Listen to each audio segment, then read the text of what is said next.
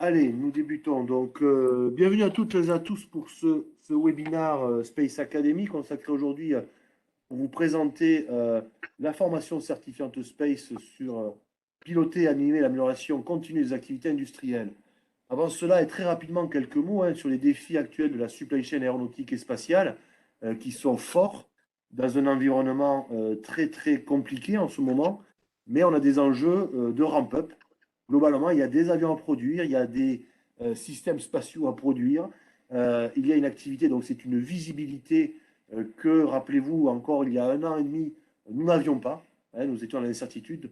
Donc aujourd'hui, c'est dans ce contexte-là que la supply chain doit s'organiser pour arriver à suivre ces augmentations de cadence. Je ne rappellerai pas les défis que vous vivez tous au quotidien en ce moment, que ce soit sur les pénuries, les prix ou autres.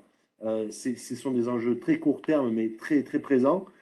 Aujourd'hui, l'idée, c'est vraiment de vous accompagner, d'accompagner vos équipes dans vos structures à piloter l'amélioration de vos processus, de votre maturité industrielle, de votre excellence opérationnelle, afin, dans le moyen terme, de mettre toutes les chances de votre côté, de votre meilleure organisation pour accompagner ces challenges opérationnels que la supply chain a devant elle.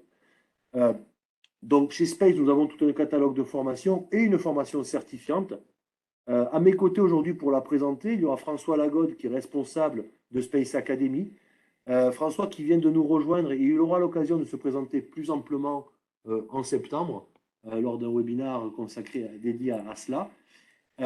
Et Laetitia Bouzenard qui est notre formatrice référente sur le CQPM, pilote de l'amélioration continue, qui n'est pas la seule formatrice à intervenir dans ce CQPM et ils vous en parleront. Voilà, et Laetitia qui est aussi référente sur d'autres modules chez Space, notamment Visual Management, déclinaison des objectifs euh, stratégiques dans les ateliers. Il y en a peut-être d'autres que j'oublie. Et qui est aussi consultante à Space et qui a accompagné plus de 15 ou 20 PME aéronautiques dans le cadre des programmes collectifs Performance industrielle 1 et 2. Donc voilà, aujourd'hui, ils vont vous présenter le contenu de cette formation certifiante, que ce soit sur le fond du contenu, mais aussi sur la forme, pourquoi certifiant et qu'est-ce que ça peut amener comme levier de financement pour vos structures, et quel est le public visé pour, je dirais, faire monter en compétence vos équipes pour mener ces plans d'amélioration, ces plans de progrès sur la maturité industrielle. François, Laetitia, c'est à vous. Merci Christophe. Très bien. Et honneur aux dames. C'est Très Laetitia qui bien. va commencer. Et écoutez, bonjour à tous. Je suis très contente de pouvoir vous présenter ce CQPM sur l'excellence opérationnelle aéronautique. Donc là, l'objectif, c'est de vous présenter un petit peu le contenu de ce parcours de formation qui est très complet et qui permet vraiment d'accompagner de futurs chefs de projet, de futurs pilotes de l'excellence opérationnelle dans les entreprises en leur permettant d'avoir tous les apports méthodologiques et la mise en œuvre au travers d'un projet opérationnel dans leur entreprise sur comment mettre en place un projet d'excellence opérationnelle, que ce soit d'effectuer le diagnostic initial de la situation par rapport à la problématique qu'on leur a confiée en termes d'amélioration de performance. Donc, identifier et faire ce diagnostic, identifier quelles sont les causes associées à cette situation, définir des plans de progrès, des leviers, des actions d'amélioration, être capable d'engager l'ensemble des équipes dans cet axe de transformation ou d'amélioration des modes de fonctionnement, au travers d'approches et de méthodes lean, de conduite de projet, mais également de conduite du changement, permettre donc l'application de ces améliorations de manière très opérationnelle et très terrain avec l'ensemble des parties prenantes qui vont pouvoir mettre en œuvre ces améliorations, mesurer l'impact, mesurer la performance acquise et donc le stabiliser, le capitaliser dans les modes de fonctionnement de l'entreprise. Donc vraiment, c'est tout ça qu'on va être amené à voir dans le cadre du CQPM Excellence opérationnelle, qui est une formation qui se déroule donc sur 8 mois, pendant 25 jours de formation et au travers d'une mise en pratique sur un sujet stratégique de l'entreprise qui leur permettra d'expérimenter et de mettre en œuvre l'ensemble de ces approches opérationnelles. Donc, par rapport à ce contenu, donc comme je vous disais, hein, ce qu'on va venir voir ensemble, c'est quoi le métier de responsable à amélioration continue ou responsable de projet, excellence opérationnelle, peu importe la terminologie. Et puis, quels sont les types de projets qu'un responsable d'amélioration continue peut être amené à mettre en œuvre dans son entreprise. On aura une séquence de questions-réponses et puis ensuite, je laisserai la parole à François plutôt sur la partie organisation de ce module de formation, donc de ce CQPM, et puis répondre aux questions-réponses liées plutôt à l'organisation elle-même de la formation ou les conditions de mise en œuvre. Voilà. Alors, on va revenir sur le métier donc, de responsable d'amélioration continue et sur pourquoi initier des projets d'amélioration continue dans les entreprises. Tout à l'heure, Christophe nous a fait déjà une petite introduction sur justement les challenges actuels qu'on a dans les sociétés, sur le ramp-up, sur les activités qui sont croissantes, sur également les problématiques d'approvisionnement, mais également les problématiques de ressources, puisqu'il y a beaucoup d'entreprises qui sont en train de chercher des ressources ou qui ont des évolutions en cours dans leurs organisations. Eh bien, en fait, le responsable amélioration continue dans une entreprise peut être amené à intervenir sur deux typologies de missions. Donc, des missions déjà dans un premier temps qui sont liées aux axes stratégiques de développement de l'entreprise pour viser vraiment un développement d'un axe de compétitivité majeur. Donc, son rôle, ça va être de vraiment accompagner l'entreprise dans la mise en œuvre de gros projets de transformation qui peuvent être de la réorganisation, du re-engineering de processus, bref, des sujets à fort enjeu pour la société. Et dans un deuxième temps, on peut également avoir des activités qui sont plus sur ce qu'on appelle de l'amélioration continue, donc plus opérationnelle, améliorer des résultats sur la base de faits et de données de manière très collaborative avec les opérationnels sur le terrain. Alors, c'est collaboratif dans les deux, hein, c'est que ce soit sur des axes stratégiques ou sur des traitements des problématiques terrain, on est tout le temps en train de travailler de manière très opérationnelle avec les opérationnels. Mais en tout cas, on va pouvoir intervenir à la fois sur des axes stratégiques et à la fois sur l'amélioration de la performance sur le terrain.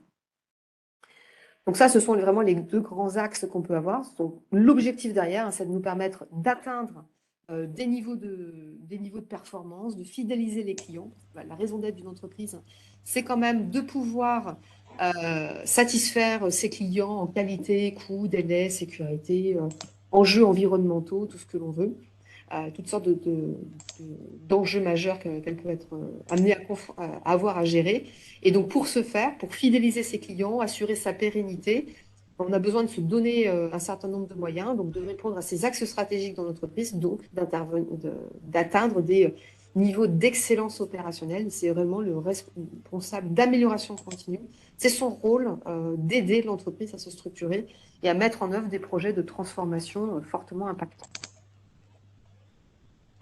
Donc, comme je vous disais, hein, son rôle, quel va être son rôle? Ça va être déjà sur la base du cadrage des grandes orientations données par le top management, de décliner en fait ces grandes orientations sur le terrain pour donner une vision claire, c'est-à-dire par rapport à ces axes stratégiques, quels sont les projets qu'on va devoir être amené à déployer dans l'entreprise, en quoi ils contribuent à donner de la performance à la société et contribuer à ces axes stratégiques, communiquer, donner du sens sur le terrain, piloter une équipe sur l'amélioration de la performance en sécurité, qualité, coût, délai et productivité ou personnel.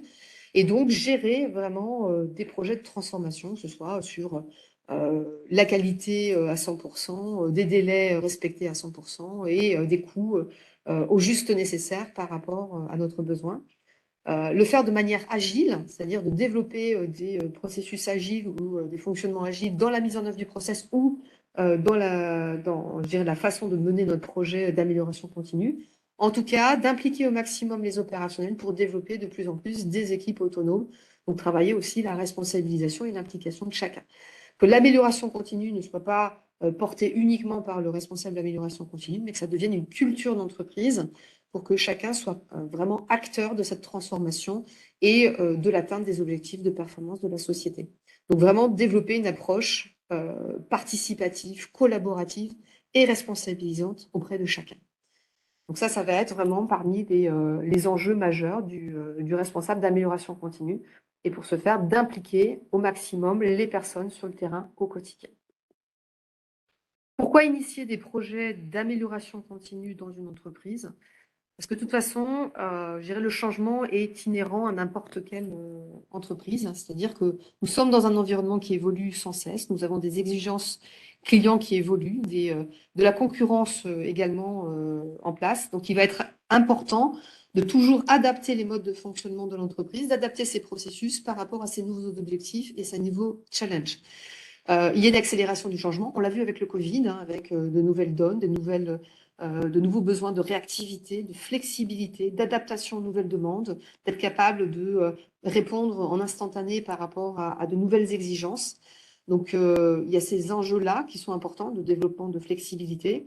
Il y a également, avec le ramp-up et les volumes très importants, d'être capable de passer d'une situation où on a peu de volume d'activité à un très, très gros volume d'activité. Donc, être capable de passer d'un mode de plan de rattrapage où on court après ses capacités à un mode où on est vraiment en maîtrise et en anticipation de ces évolutions et de cette flexibilité. Donc, bref, passer d'un mode à un mode proactif plutôt que de subir en fait ces situations.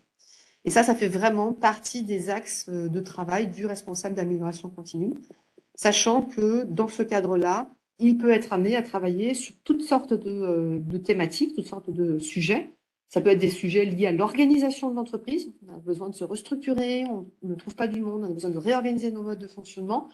Donc, il peut être amené à travailler sur ces projets d'organisation, sur des projets également de gestion des compétences, besoin de développer de la flexibilité, de rendre les équipes autonomes, également sur des projets liés à l'amélioration de processus pour améliorer de la productivité, de la qualité à la source, également sur des projets liés à la gestion des ressources, l'optimisation de l'exploitation de nos moyens de production, sur de la planification, sur de l'ordonnancement, sur du pilotage de la performance ou autre.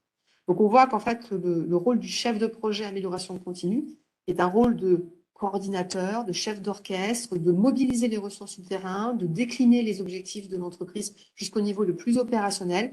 Bref, il a vraiment un lien, un rôle de courroie de transmission de toute cette démarche d'amélioration, de communication, d'accompagnement au changement. Et il y a une très grande diversité de missions qui peut être amenée à piloter au sein de l'entreprise. L'idée, c'est vraiment de passer d'un mode, je dirais, statique à un mode proactif dans la transformation des sociétés. Et c'est un rôle clé pour être dans de l'anticipation et de prévoir, je dirais, le futur de la société et donc sa pérennité. Comme je vous disais, hein, c'est à la fois agir sur du préventif et sur du correctif. Donc, alors je me permets de mettre tout le slide en présence.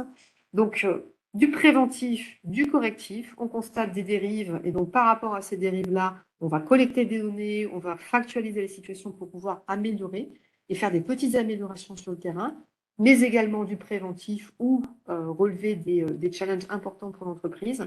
Donc, trouver des axes d'amélioration ou répondre à des axes stratégiques de la société. Et pour ce faire, eh bien, il y aura des diagnostics de la situation pour se baser sur des faits et des données, factualiser la situation à laquelle on est confronté, évaluer les différents axes d'amélioration sur lesquels on peut être amené à mener des actions de transformation, proposer des plans de progrès et accompagner les entreprises dans la mise en œuvre en faisant de la montée des compétences, en les accompagnant dans la réalisation, bref, en développant leur autonomie, toujours en se basant sur des faits et des données au maximum. Au niveau de la mise en œuvre, eh bien, le responsable d'amélioration continue va se baser à la fois sur des informations, donc des faits et des données collectées. Il va également définir une organisation qui va être à mettre en place pour pouvoir avoir les bonnes ressources et s'assurer de la représentativité des équipes, où il va être aussi amené à travailler sur de l'organisation. Il va pouvoir faire de la formation auprès des différents opérationnels pour faire cette transmission de savoir sur des méthodologies lean, mais également sur les bonnes pratiques à mettre en œuvre pour améliorer la performance de l'entreprise. Il va pouvoir être également amené à faire des analyses des modes de fonctionnement, analyse de ce qui est réalisé par rapport à ce qui devrait être fait, toujours de manière collaborative avec les opérationnels, bien entendu. Investiguer avec eux des solutions pour pouvoir identifier ce serait quoi les meilleures façons de faire, non pas sur la base d'a priori ou d'opinion, mais bien de manière factuelle par rapport à la situation qui a été caractérisée, pour s'assurer que ces solutions sont efficaces et donc on s'assure que ça permet d'atteindre les objectifs Mettre en place des routines d'animation avec les personnes pour s'assurer de la pérennité des actions qui seront définies. Mettre en place les actions de manière opérationnelle, suivre leur réalisation et leur impact pour pouvoir, derrière, le faire en toute agilité, pouvoir toujours être en amélioration continue et nous permettre, derrière, d'atteindre les objectifs, d'atteindre les attendus que l'on avait par rapport à cette situation. Et donc, travailler notre efficacité. Donc, par rapport à ça, donc on va pouvoir être amené, je vous montre un des exemples de sujets qu'un responsable d'amélioration continue pourra être amené à traiter. Par exemple, en interne, travailler sur la réduction de la non-qualité interne, développer des équipes autonomes, mettre en place, déployer du 5S, mettre en place des processus de planification au travers du PIC ou du PDP, déployer la SPC, donc la maîtrise statistique des processus, travailler sur de l'implantation. Par exemple, il y a des entreprises actuellement qui sont en train de faire des extensions de bâtiments, de faire de la réimplantation pour être capable de gérer les volumes futurs qui sont en prévision. Eh bien, ça peut être le rôle du responsable d'amélioration continue d'accompagner sur toute cette transformation par rapport aux volumes futurs, par rapport aux runners qu'il y aura à mettre, qui vont être les grands volumes à fabriquer et quelle est la meilleure implantation pour le futur de l'entreprise. Travailler également sur la réduction du stock au juste nécessaire, travailler sur toute l'animation de la performance pour passer dans un mode d'amélioration continue, sur des routines ou des pilotages de QRQC pour travailler sur l'amélioration de la performance au niveau de la qualité, donc réduire nos non-qualités, l'amélioration de processus, sur la productivité, également sur la gestion préventive, voire prédictive de la maintenance. Également travailler par rapport à nos clients sur du zéro défaut chez les clients, sur du zéro dérogation, travailler sur l'adéquation entre nos modes de fonctionnement et l'expression de besoins de nos clients qui peuvent être évolutives dans le temps. Et vis-à-vis des fournisseurs, également faire des missions d'accompagnement de fournisseurs sur des réductions de temps de cycle, la rationalisation de stocks, sur de la délégation au niveau de la qualité, du déploiement d'échange de données informatisées, de la stratégie achat, du management des fournisseurs également. Vous voyez qu'il y a une très grosse diversité des actions qu'on peut être amené. L'objectif étant de, bien entendu, être un vecteur de transformation en lien avec la stratégie d'entreprise qui a été définie. Donc, bien entendu, les projets sur lesquels on peut être amené à travailler, ça peut être une combinatoire de ces différents sujets. Et donc, les personnes qui participent au CQPM ont tout un parcours de formation qui vont leur permettre d'être capables de gérer ce type de sujet-là. Et le sujet qu'ils seront amenés à mettre en œuvre dans l'entreprise peut être dans toute cette diversité de sujets, voire même une combinatoire de différents sujets. Tout cela, quand c'est mis en œuvre, ça crée vraiment de la valeur ajoutée pour la société. Donc, c'est au service de la valeur ajoutée de l'entreprise pour réduire toutes les tâches à non-valeur ajoutée, tout ce qu'on appelle des gaspillages, et créer vraiment de la richesse pour la société. Donc, nous, dans le cadre de la formation, qu'est-ce qu'on va être amené à apporter en termes de contenu? Savoir faire un diagnostic de la situation industrielle de l'entreprise pour poser la situation de départ au niveau de la partie planification, flux, qualité ou approvisionnement. Également des méthodologies en termes de gestion de projet, parce qu'on va être amené à faire de la structuration de projet, mobiliser des équipes, gérer des ressources et gérer des attendus.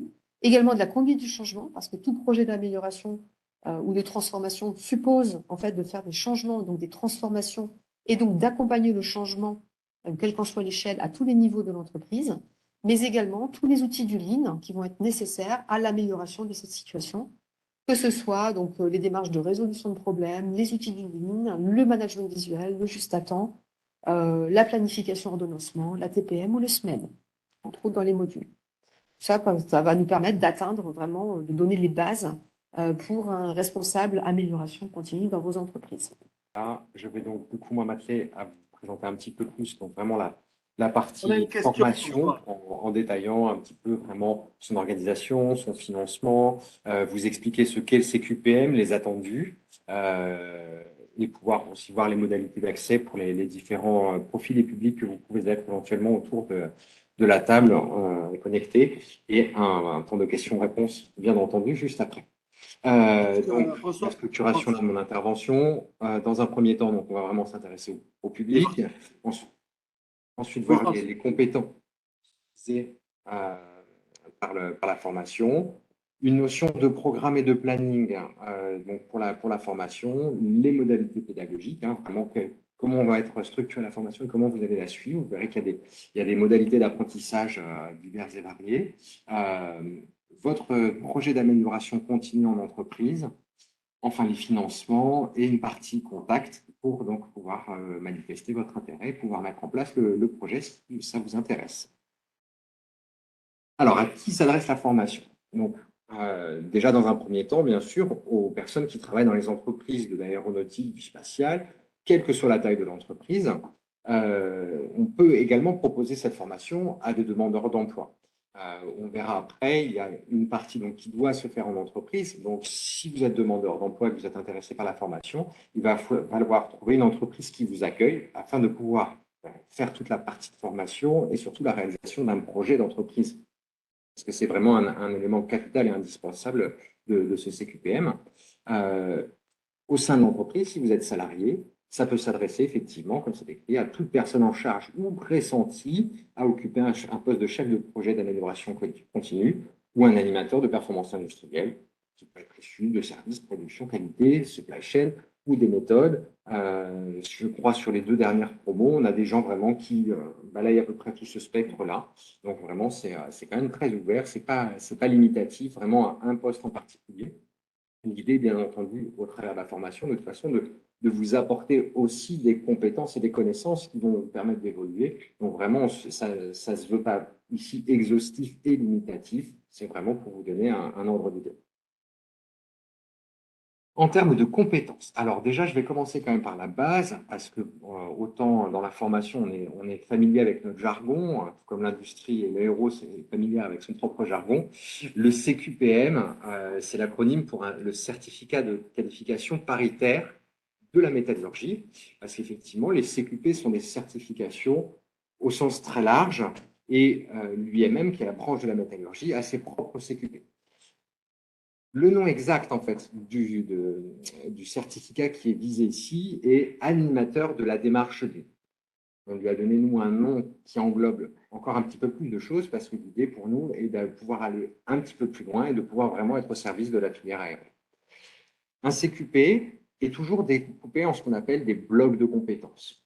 Un bloc de compétences, c'est en fait un ensemble de capacités qui vont être évaluées, soit en cours de formation, soit en fin de formation, avec à chaque fois des modules de formation qui vont vous préparer à ces différentes capacités. Il faut savoir qu'à l'issue du CQPM, vous pouvez valider 1, 2 ou 3 blocs. Ce n'est pas limitatif. La validation du CQP l'acquisition du CQP ne se fera que si les 3 blocs sont validés. Pour autant, si sur je sais pas, le bloc numéro 2, par exemple, on n'est pas assez loin, à pas aller assez loin au niveau de certains des items des capacités professionnelles visées, le jury vous validera donc le 1, le 3, et vous aurez la possibilité en fait de repasser un bloc plus tard. Alors, France Compétences, qui est l'organe français qui régit le répertoire des certifications, indique qu'il n'y a pas de limite de validité normalement sur les blocs. Pour autant, l'UIMM, donc là qui est la branche de la métallurgie, elle demande en fait que les blocs soient validés dans les 2 ans suite au démarrage de la formation. Donc, si jamais il y a un bloc qui n'est pas validé à la fin, vous aurez 2 ans en fait pour pouvoir repasser la partie manquante et ainsi avoir l'intégralité du CQP. Là, vous avez du coup un petit zoom sur l'intégralité du programme. Je ne vais pas rentrer dans le détail de module par module. Dites-vous en fait que l'idée dans la construction pédagogique et la progression qu'on va avoir au travers de CQP, c'est finalement, on va commencer par la base et aller un peu dans un système d'entonnoir et vous faire progresser de manière logique pour vous permettre, par rapport à votre projet à mener en entreprise, d'acquérir au fur et à mesure les éléments dont vous avez besoin.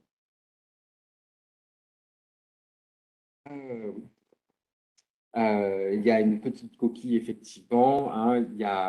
C'est indiqué là d'avril à décembre 2022. Là, c'est la promo qui est en cours. Je reviens en fait sur France Compétences.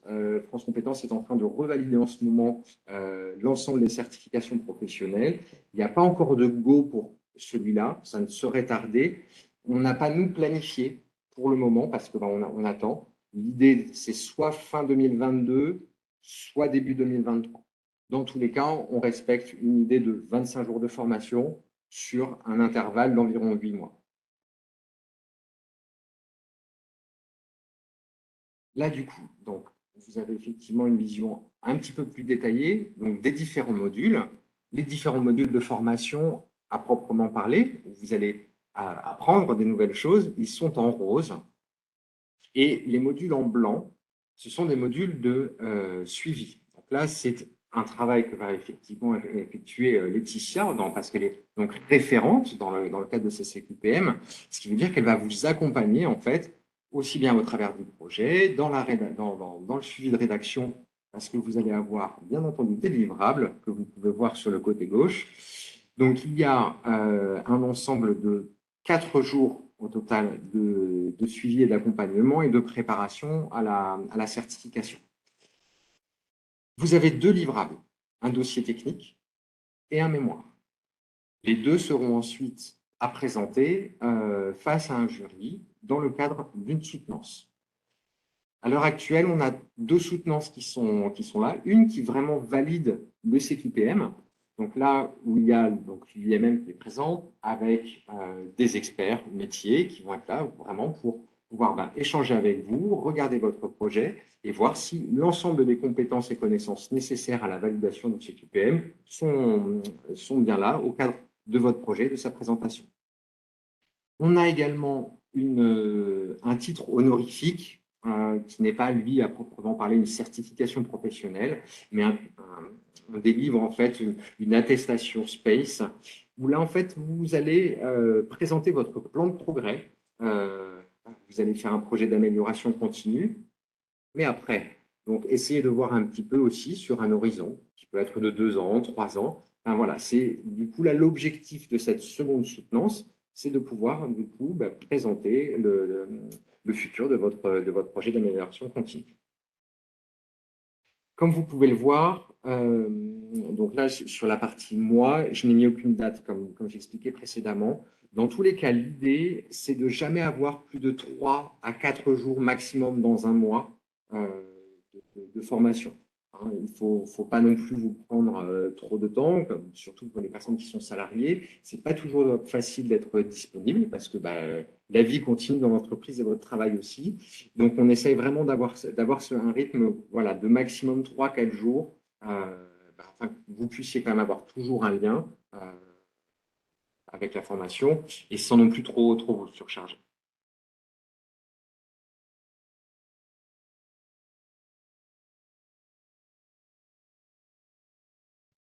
Toujours, nos modules de formation ont lieu du lundi au vendredi. C'est donc forcément sur votre temps de travail si vous êtes salarié. Pour les personnes qui seraient en situation de recherche d'emploi, ça se fait également donc, sur les mêmes moments. On ne fait pas des groupes demandeurs d'emploi d'un côté, salariés de l'autre. Tout le monde se mélange. Hein. L'idée justement de cette formation-là, c'est de croiser aussi des regards d'entreprises différents, de pouvoir échanger, d'apprendre avec les autres. C'est une valeur qui est importante chez Space, hein, c'est justement de pouvoir se mettre en réseau pour pouvoir progresser. Donc, vraiment, l'idée de la formation va dans ce même sens. L'équipe pédagogique, parce que c'est vrai que là, vous avez entendu et vu Laetitia, pour autant, elle ne va pas faire l'intégralité des modules. Elle a certains modules de formation, plus le suivi et l'accompagnement au projet. Pour autant, sur certaines thématiques, d'autres formateurs interviennent. Ils ont, on va dire, le même profil que Laetitia. Ce sont des experts qui ont un background vraiment dans l'industrie, dans l'aéro en particulier, et qui ont animé déjà donc, des sessions sur le projet performance industrielle. Dire que ce sont des formateurs qui sont à peu près tous à la pointe, enfin je dis à peu près, non, ils sont tous à la pointe dans ce qu'ils font. Ils sont donc rompus à l'exercice industriel, mais aussi vraiment des bons pédagogues. On a mis du coup dans cette formation une dose de mix learning.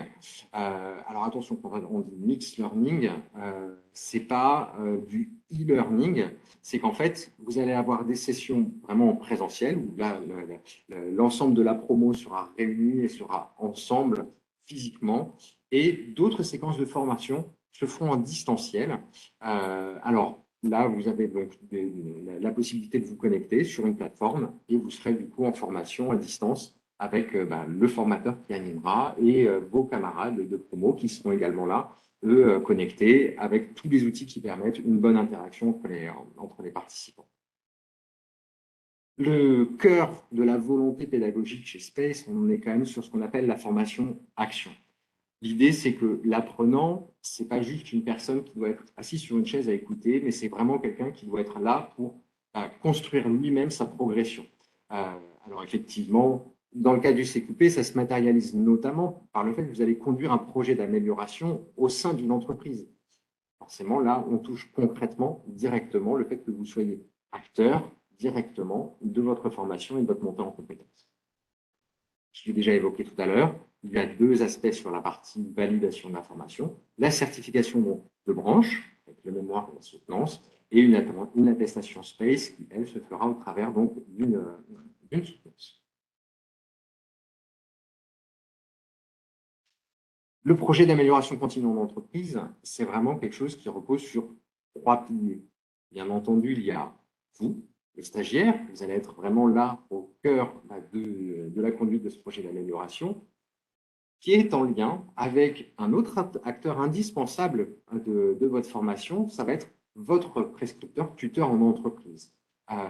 Parce que sans lui, il y a forcément qu'il y ait une personne qui puisse piloter et voir, amener quelque chose dans l'entreprise, ça se fait aussi avec, et bien entendu, avec votre tuteur Space. Je te laisse éventuellement prendre un petit peu de points sur ton rôle en tant que tuteur dans le projet d'amélioration. Alors, mon rôle en tant que tuteur dans le projet d'amélioration, ça va être de vraiment vous accompagner, de répondre à vos questions que vous pouvez avoir sur comment mener votre projet ou des questions sur de la méthode qu'on a pu voir, mais que vous vous posez des questions complémentaires. Et mon rôle, c'est aussi un rôle de coordination avec votre tuteur interne, c'est-à-dire s'il y a des points sur lesquels on a besoin de revoir ensemble le mode de fonctionnement ou l'organisation de la mise en œuvre de votre projet en interne, on en discute tous les trois et on échange sur quelle est la meilleure façon de mettre en œuvre votre projet, quel est le besoin de support que vous pouvez avoir, que ce soit en interne de l'entreprise ou de la part par exemple, de moi-même en termes d'explication ou de réajustement sur, par exemple, les livrables que vous avez à faire, que ce soit votre dossier pédagogique, que ce soit vos dossiers techniques, je veux dire, que ce soit votre mémoire ou que ce soit le support de présentation que vous aurez à faire.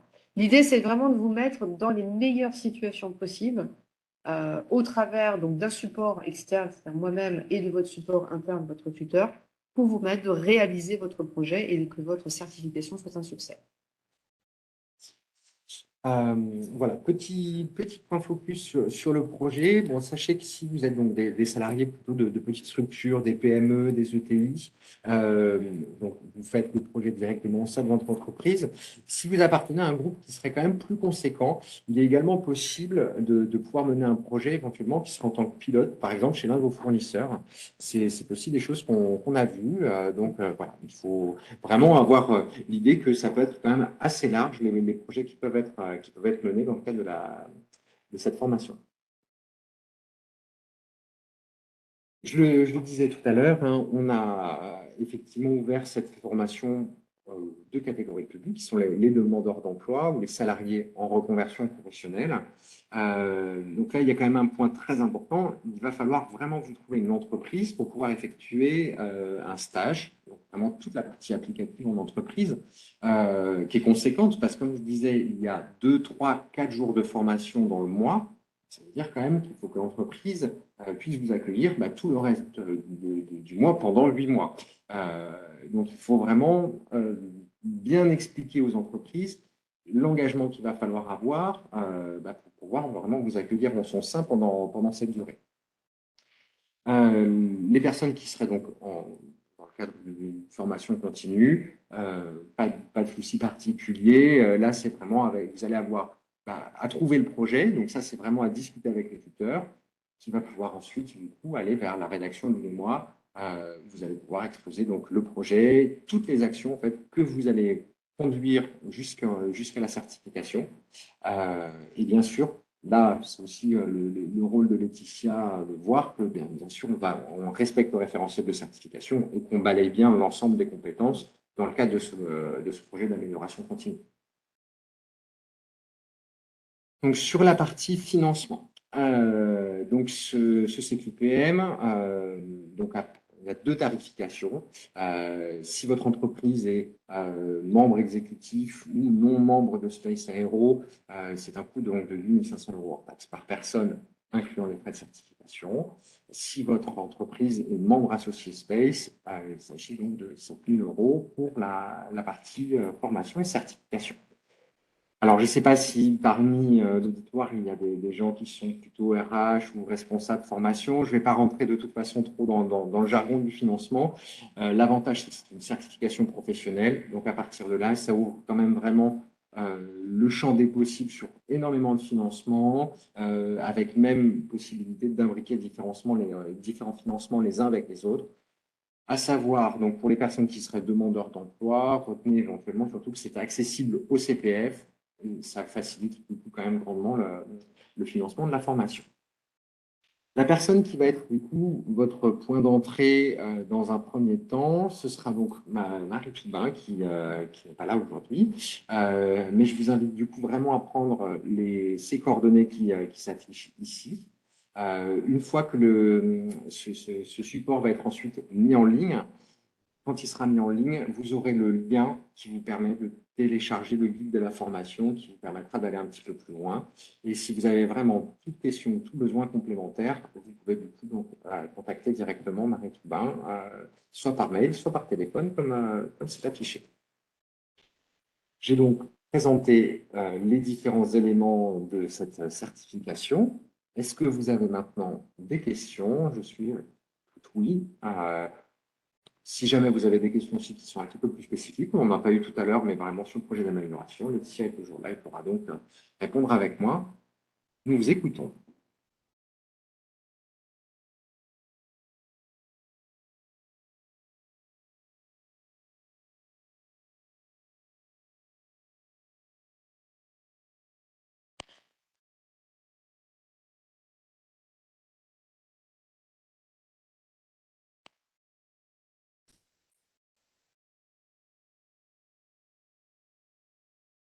Alors, on a vu tout à l'heure une question de Dimitri qui disait est-ce qu'il y avait des prérequis de parcours pour ce parcours de formation? Il n'y en a pas particulièrement, puisque l'objectif, c'est vraiment que vous découvriez et que vous compreniez un peu toutes les méthodologies qu'on va utiliser en tant que comment dire, responsable amélioration continue. Par contre, il va falloir s'assurer qu'on ait possibilité de réellement mener un projet d'amélioration dans l'entreprise et donc tous les leviers, que tout soit mis à disposition pour nous permettre de le réaliser. C'est aussi le rôle du tuteur de vous donner les moyens de réaliser votre projet. Quel niveau le tuteur doit avoir? C'est-à-dire le niveau hiérarchique, en fait, ça dépend un petit peu de votre organisation dans l'entreprise. Je ne sais pas trop en fait comment vous êtes structuré. En tout cas, il faut qu'il puisse vous donner un sujet, que ce soit quand même un sujet assez challengeant et qui va vraiment apporter de la valeur ajoutée et qu'il puisse vous donner les moyens, le cas échéant. Alors, en termes de compétences, idéalement, alors on va dire idéalement, il faudrait que votre tuteur ait des compétences sur toutes ces approches-là. Donc, si vous êtes dans une grande entreprise, il y a plus de possibilités que ce soit le cas pour qu'il puisse aussi vous guider, que ce soit un guide au niveau de la mise en œuvre de votre projet. S'il n'a pas ces compétences-là, on a le cas dans la promo actuelle. Après, c'est moi qui peux vous apporter des compléments méthodologiques le cas échéant. Et on va travailler un peu en binôme avec le tuteur. On aura toujours un moyen de s'organiser.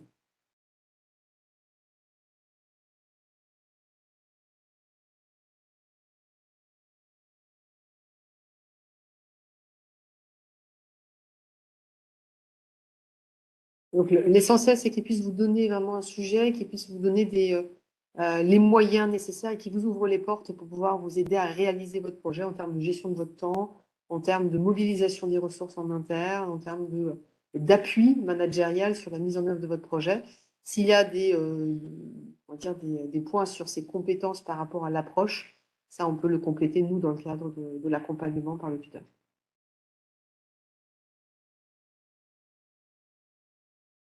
D'autres questions? Merci Dimitri, en tout cas, pour votre question.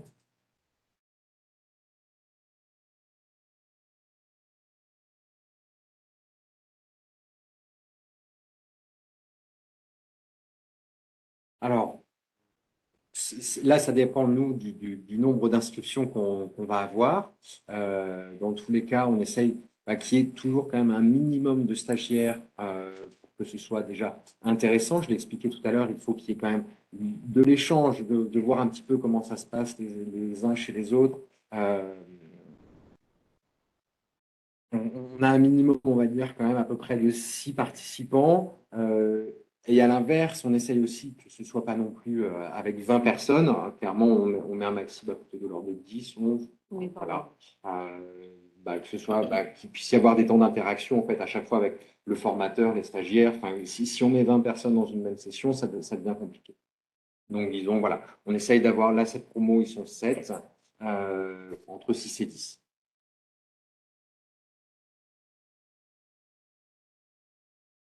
Avec plaisir.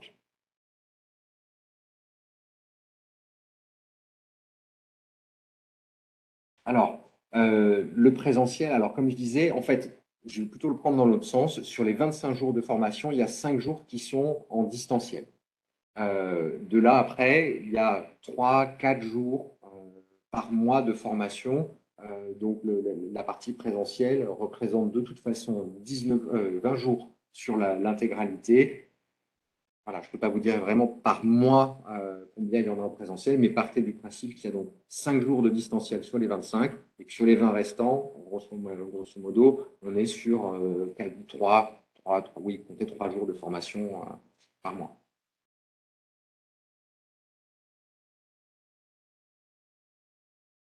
Et donc la partie présentielle, je le précise aussi, hein, donc nos locaux, c'est un Blagnac.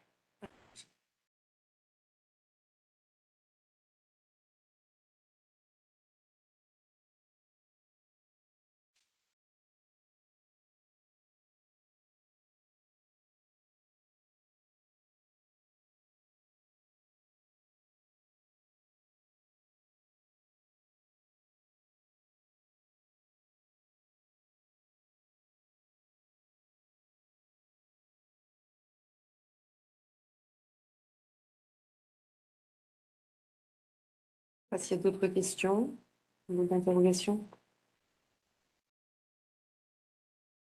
Sachez, bon, si jamais il y a d'autres questions qui venaient un petit peu plus tard, parce que c'est vrai que là, on vous a quand même donné beaucoup d'informations, c'est pas forcément toujours facile, puis bon, des fois, on pense à des choses un petit peu après. N'hésitez pas, vous pouvez donc nous contacter directement avec les coordonnées de Marie qui sont affichées là. Vous pouvez aussi, du coup, bien sûr, retrouver le webinar à l'adresse qui est affiché. Mais après, tout simplement, quand vous vous connectez sur le site de Space, vous verrez, c'est quasiment sur la page d'accueil. Vous avez en fait les différents liens avec les anciennes vidéos. N'hésitez pas d'ailleurs à regarder l'intégralité de ce qui peut vous intéresser, que ce soit au sein de la performance industrielle ou sur les parties formation. Nous sommes vraiment là en tout cas pour vous accompagner.